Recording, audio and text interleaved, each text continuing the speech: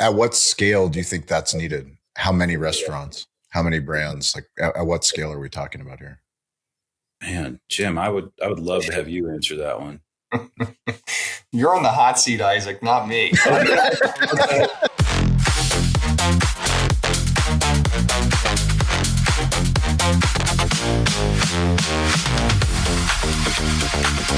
Welcome to the Chief Technology Officer podcast. We did an enterprise CTO podcast, and we are very excited. I'm your host, Shawn Walchef, joined by my co-host, Jim Balis. Our job is to uncover the scars of technology in hospitality. Very excited to get into today's episode. Jim, I'm going to let you introduce Isaac Morton, our guest. Go ahead. Well, it's great to have Isaac on. Isaac and I worked together for just about 5 years, I think it was, over at Sizzling Platter when I was involved in that business. It was a great time in my life, although very difficult to be doing two jobs at the same time. Isaac and I spent a lot of time together because, as he knows, I was very interested in technology, and we actually made a lot of progress. I think the one area where we did not make progress, and I don't remember what that sheet is called, Isaac, that traces how everything communicates with each other, but I did not simplify that. That is one objective that was unachieved during that process, but we really brought some incredible advancements, I think, in the platform while we were there, and Isaac was leading the charge. So please introduce yourself, Isaac, and provide a little bit of background. It'd be great. Yeah. Just really quick. The chart Jim is talking about, we call it the spaghetti bowl, which is all the critical restaurant tech systems and how they all talked. But yeah, I'm Isaac Morton. I'm the vice president of technology here at Sizzling Platter, where I'm out of here. It's just south of Salt Lake City. And we have a franchise business, have about between 800 and 900 restaurants now, actually, and 8 different brands. So I oversee the technology side and the plumbing of data here at the company. Amazing. How long have you been doing it, Isaac? How long have you been obsessed with technology? Oh, wow. Since I got my first internet account when it was a University of Washington borrowed employees account where there was no pictures on the internet. So quite a while. By 6th grade, 7th. But yeah, over here at Sizzling Platter, coming up on about 15 years. At this level here. So, Jim, do you want to high level the conversation for today for our audience? Let them know kind of some of I think the whole idea of this show was to have conversations that you typically hear in the hallways of conferences and not necessarily from the stage. Everyone is polished on the stage when the mic is on and the cameras are bright, but we want to have real conversations with real operators and real technologists about the things that they're seeing because technology is moving so quick this day and age. Yeah, I mean, I think, it's interesting. A lot of the people listening, may have a different experience with technology than what we're talking about today. What we faced at Sizzling Platter was dealing as a franchisee within other brands' technology. So, we could only work with what we had to work with. We couldn't go out and say, we'd like to change the back office system, although we did have our own back office system. We couldn't say we want to change the POS, right? And so, it's a different set of circumstances than the last show where you have a franchisor business that's making the choices and developing the tech stack. This is a very different situation and a very different set of challenges. And, so really what I think will be interesting today is to hear about how you adapt to that, right? You're handed sometimes great technologies, sometimes proprietary technologies, and brands that typically don't give you the access that you otherwise may want to drive the business the way you want to drive it. And, we spent a lot of time really developing systems. I mean, Isaac, I did nothing. Developing the technology so that everything communicated with each other and we could really set our field ops up for success, notwithstanding, the hand that we were dealt with technologically from these brands. And so, I think it would be helpful, Isaac, and obviously there may be things that, you can't share from a confidentiality perspective, but, I think, sharing the brands that oh, I almost said the brands that you're in, and then, the various technologies they use, and then how, and I hope I'm not overstepping here, Shawn, but, and how, you know, the layers that we created. I mean, especially lately with the data lake and some of the other things that we did, I think it would be helpful for people to hear about that. Jim, the most important thing you do is overstep. Please continue. In order to make something interesting for our audience, we're going to keep overstepping. So okay. Overstep away. Sounds good. Yeah, that sounds good as a kind of starting point, is kind of a lay of the land with the different systems. And just like you said, Jim, I come from the not brand side. I'm definitely a franchise side, but I do understand every brand has that mission to create maximum value for their customers. And those are different customers under different brand umbrellas for sure. So I want to be a great partner to them.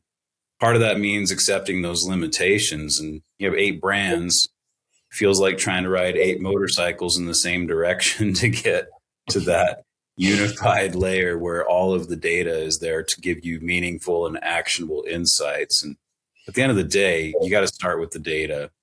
So Jim and I sat down and said, how do we start with the most fundamental piece of data, which is, the atomic level ticket detail. You need to be able to bring that in somewhere to be able to display it in a meaningful way.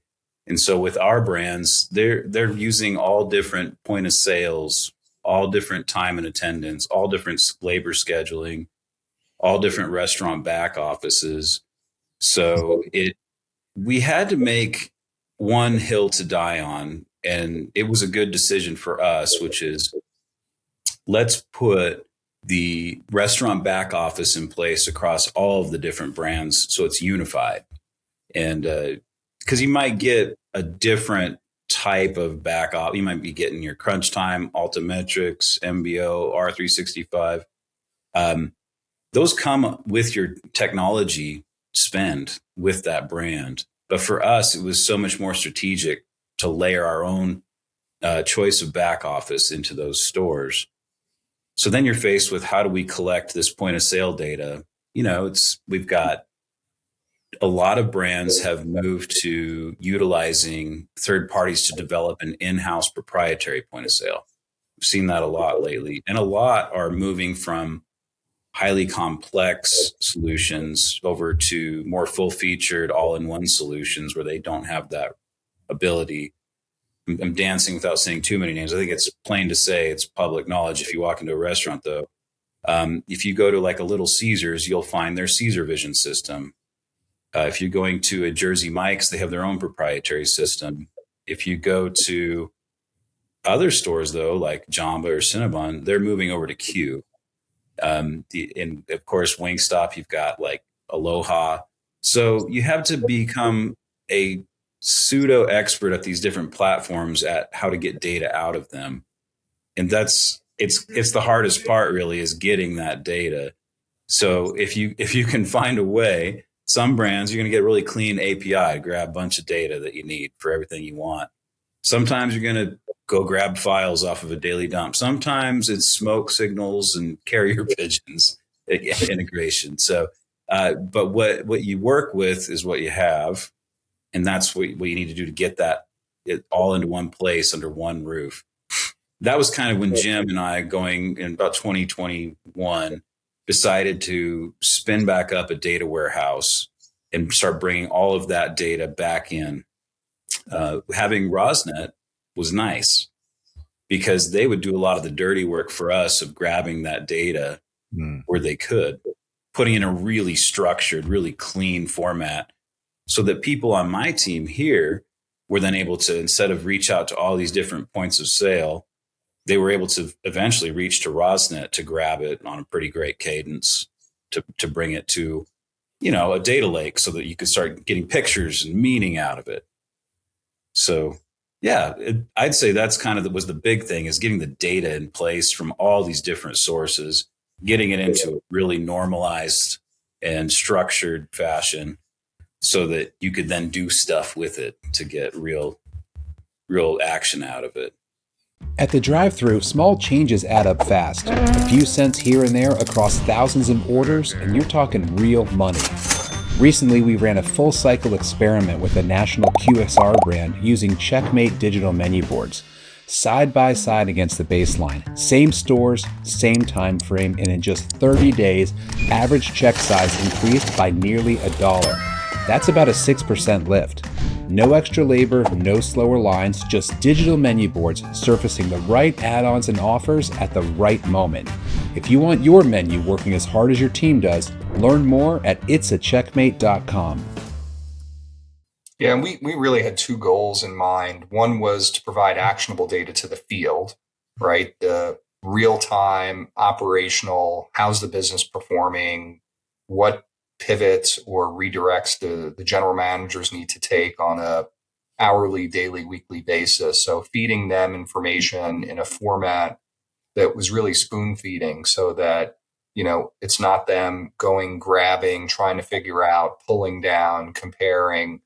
So that was one goal we were trying to achieve. And then the other was at the corporate level at our support center was being able to look at our various brands by DMA, and other dissecting in other ways so that we were able to help guide those decisions and strategies at the support center level. Right. And so they're typically two, on one hand, we're comparing, a particular brand across multiple DMAs within the same state, let's say, to see how they compare in performance.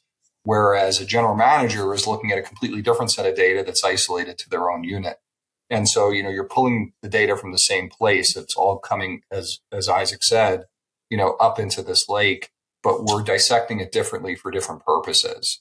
And, I think if I can say one area that we might have been able to improve upon is we were very good at creating data for ourselves. And, many of us spent endless nights down rabbit holes because the data that Isaac was providing was so good and detailed. But then a lot of times the general manager was overwhelmed because, there was just so much data. And so we'd go into the field and we'd say, show me what data you're looking at, and they would, struggle with some of it. And so I think making it simplified for the general manager was, a big move.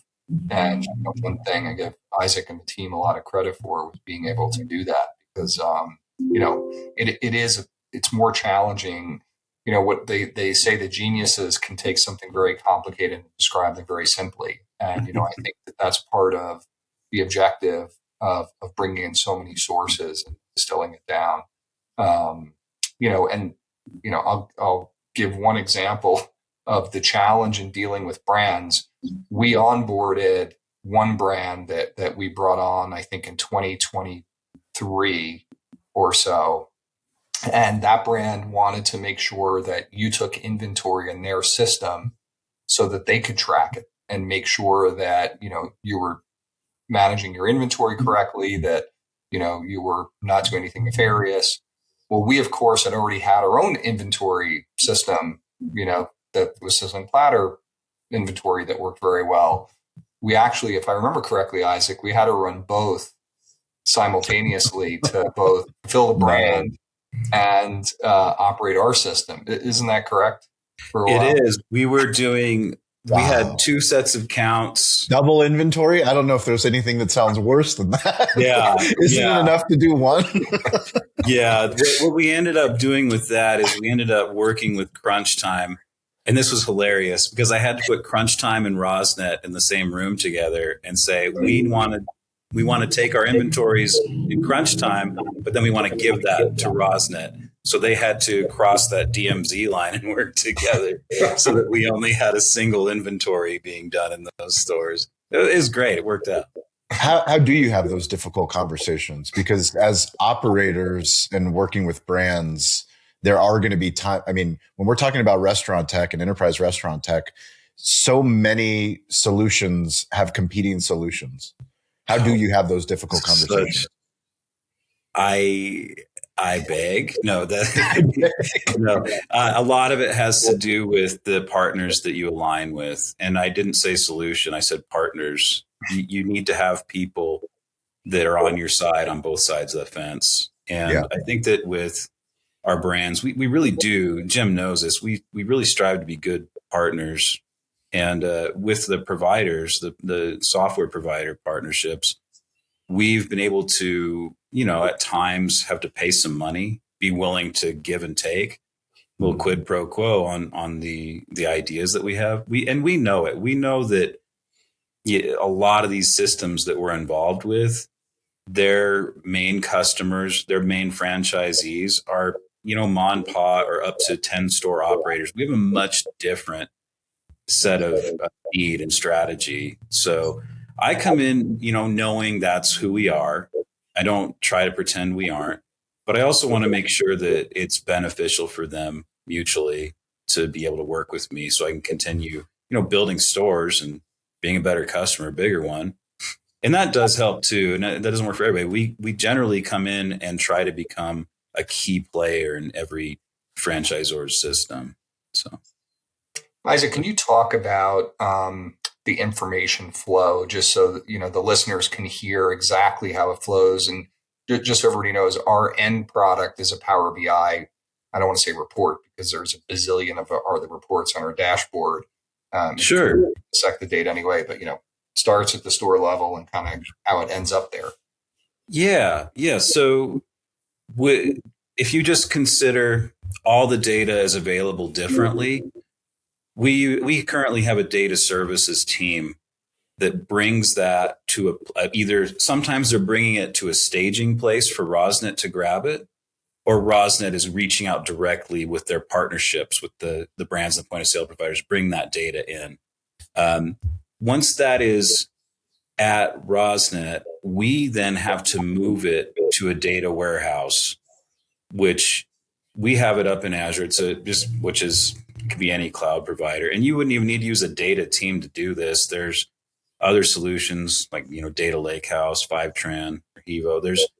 But we just need to move the data to where it's in that centralized data warehouse. Once it's there with Microsoft, we use their on-premises data gateway. That feeds all of the data that's collected up to Microsoft, to their Power BI environment, Fabric, they're calling it. Fabric is like this whole ecosystem. So the interesting step that I kind of glossed over there is that data warehouse. We had a third party build that data warehouse. They build data warehouses for restaurant companies. So they've got all of the definitions for things that you need to have in place. So this thing is very scalable. All your fact tables, all your dimensions and things. It's all there in a very clean, tried and true way. So then it's much easier once you get that data brought up into Fabric to then have Power BI lay over all that data and tell your stories. Does that answer your question pretty well, Jim? Yeah, no, it does. I mean, it's point of sale, Rosnet, data lake, and then Power BI is pulling it and generating reports from the data lake. Correct. Yeah. At what scale do you think that's needed? How many restaurants? How many brands? Like at what scale are we talking about here? Man, Jim, I would love to have you answer that one. You're on the hot seat, Isaac, not me. I think it's whenever you don't have visibility where you can't visit every store, Shawn, if you have any kind of decision-making being made outside of the four walls, you need something. Yeah. So, I would say 75 to 100 would be the good number when you start to exceed your ability to dissect it one by one. Then obviously it depends on, multiple geographies versus a singular DMA or geography. There's other variables in there, but, I think too, a lot depends on the systems that you're dealing with. I was with a franchisee in a system that Sizzling Platter is not in this week, and they're basically doing their own thing and saying, okay, brand, it's great that you're providing this, but, I want to do my own thing. And they're in the process now of developing a data lake so that they can pull information they're sort of bypassing the Rosnet system because they're in a singular brand. And so they're just pulling directly from the POS into Snowflake, and they're going from there, trying to take that into a Power BI solution. With us, it was a little different. We had Rosnet in place, and it's a very good solution. They're a great partner to work with, very flexible. And so we were able to do a lot with them. And I think it accelerated the outcome. If we had a bypass Rosnet and do it from scratch, it would have been a lot more complicated. Rosnet dissects the data very nicely for you, and made it a lot easier. The other thing that, I obviously have to mention that Isaac and I went through, that it would be great for others to hear, which was one of the more unpleasant situations that we had. Unpleasant's where we learn the most.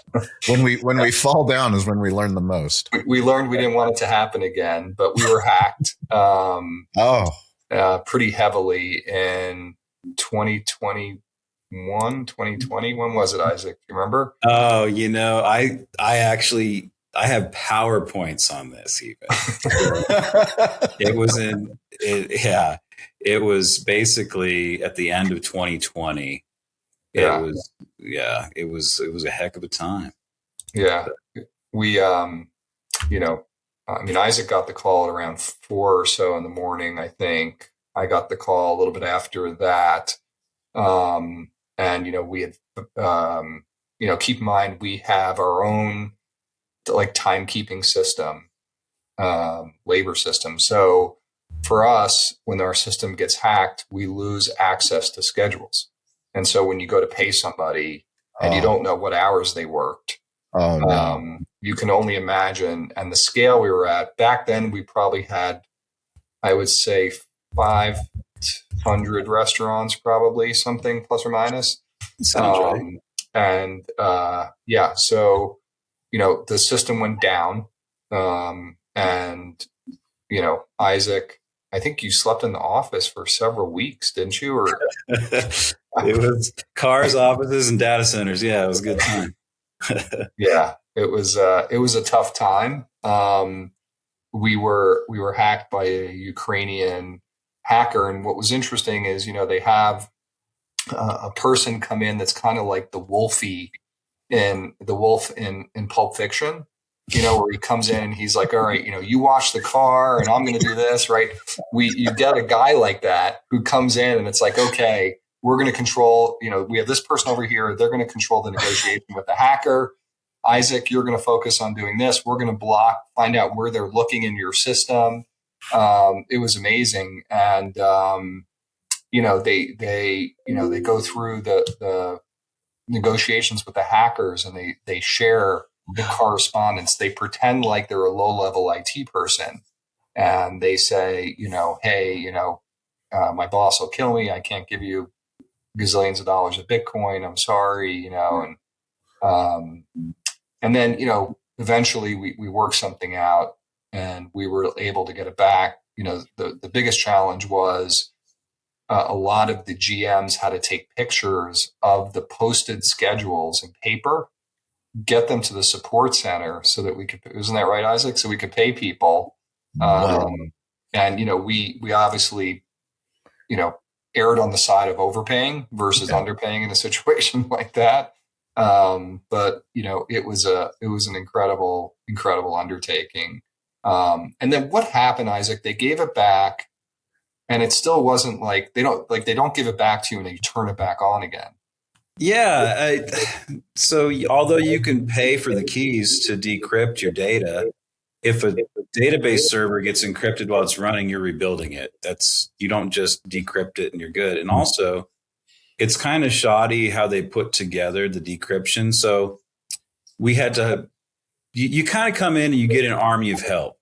So you need to do forensics. You need to do incident response. You need to do ransomware negotiation. You need to bring in auxiliary outside help from the IT side. You also need to harden your security.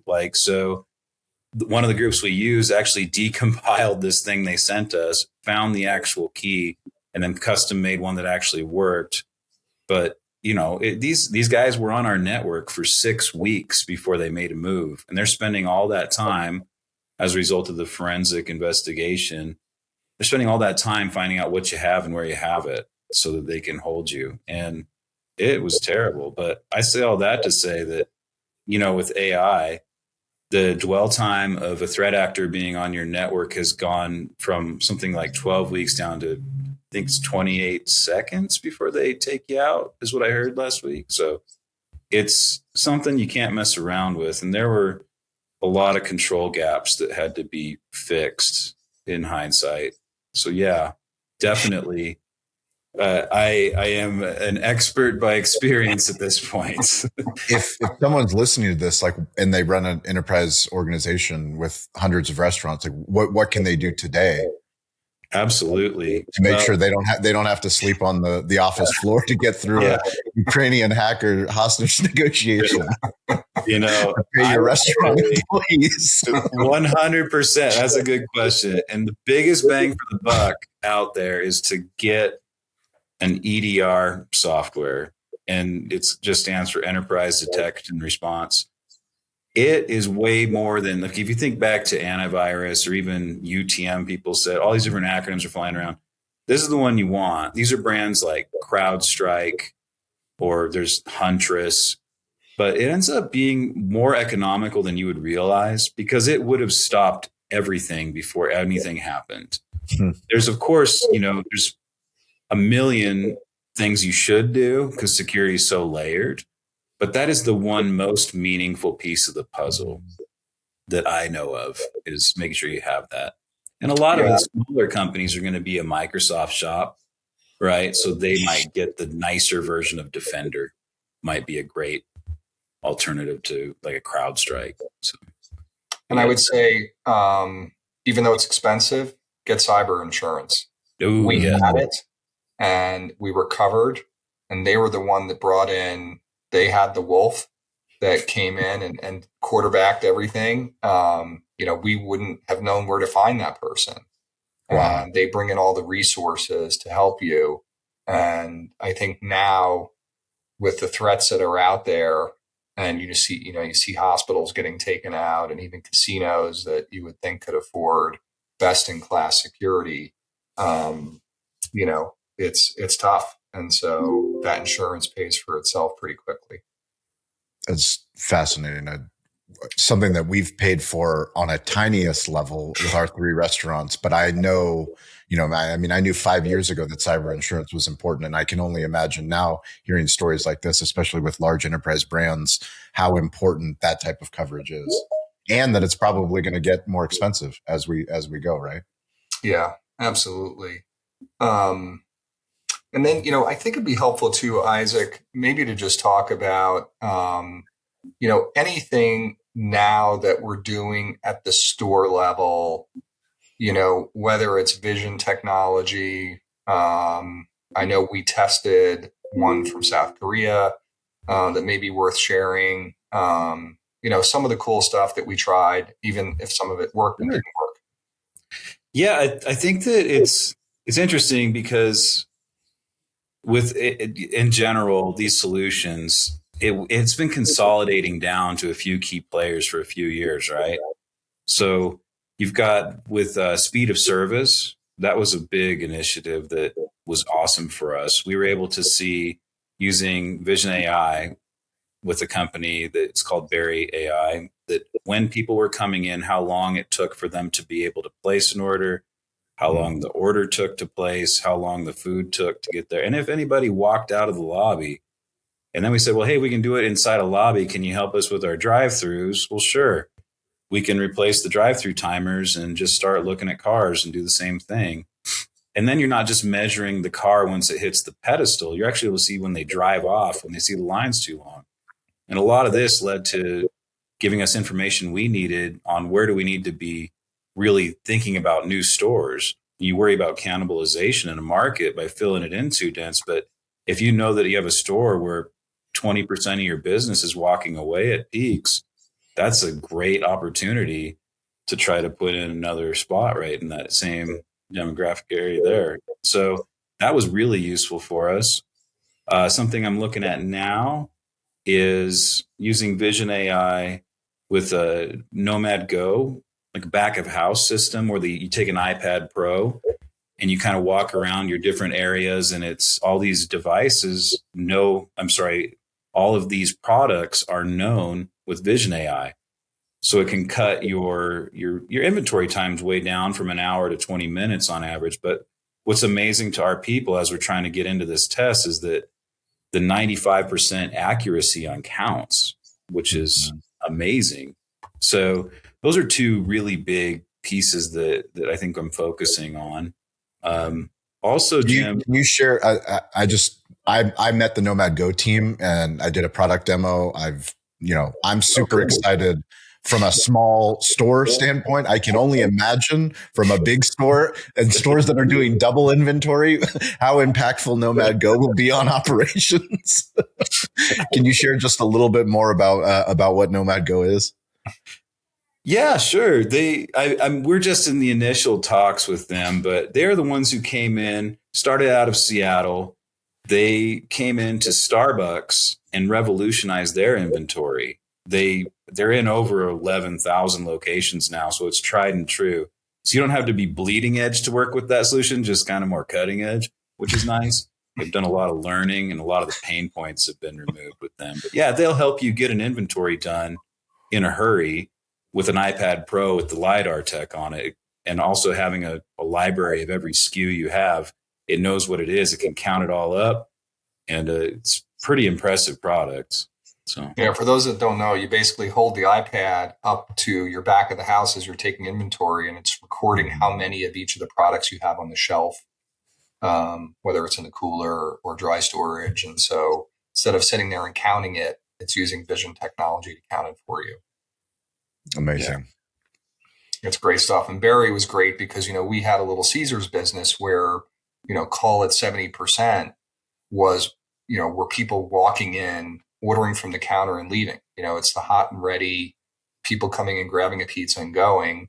Or our drive-through is not really an order. You almost walk up and place your order at the window. So it's a different model. And so for us, throughput is critical at peak periods because, there'd be a long line in the restaurant, in the lobby. Little Caesars has no seating, right? So people would walk up, they'd see a long line and walk out. And so we could record that. And then when it got to a certain number of people, we could, the GM would then know based on this technology, let's open up another register, right?